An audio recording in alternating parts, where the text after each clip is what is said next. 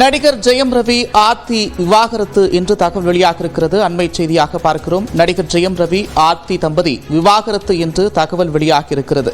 நடிகர் ஜெயம் ரவி ஆர்த்தி தம்பதி விவாகரத்து செய்து கொள்ள முடிவு செய்திருப்பதாகவும் தகவல் வெளியாகியிருக்கிறது. அண்மை செய்தியாக பார்க்கிறோம்.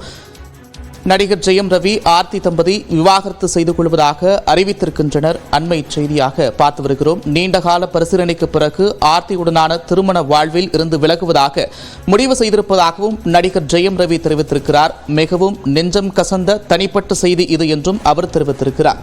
இது தொடர்பான கூடுதல் விவரங்களோடு செய்தியாளர் செந்தில் ராஜா இணைகிறார். செந்தில் ராஜா, விவரங்கள்.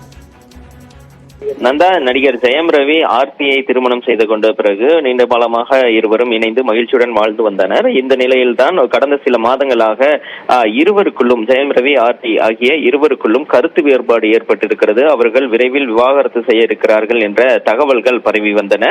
ஆனால் இந்த தகவலுக்கு சம்பந்தப்பட்ட இருவருமே மறுப்பு தெரிவிக்கலை. குறிப்பாக ஆர்த்தி தன்னுடைய சமூக வலைதள பகுதியில் இருந்து இருவரும் ஆர்த்தி ஜெயம் ரவியுடன் இருக்கக்கூடிய புகைப்படங்களையும் நீக்கி இருந்தார். எனவே இது மறைமுகமாக அது உறுதிப்பட்ட செய்தியாக இருந்தது. ஆனால் வெளிப்படையாக இருவருமே அறிவிக்காமல் இருந்தார்கள். இந்த நிலையில்தான் ஜெயம் ரவி தற்போது ஒரு அறிக்கையை வெளியிட்டு தன்னுடைய முடிவை தெரிவித்திருக்கிறார்.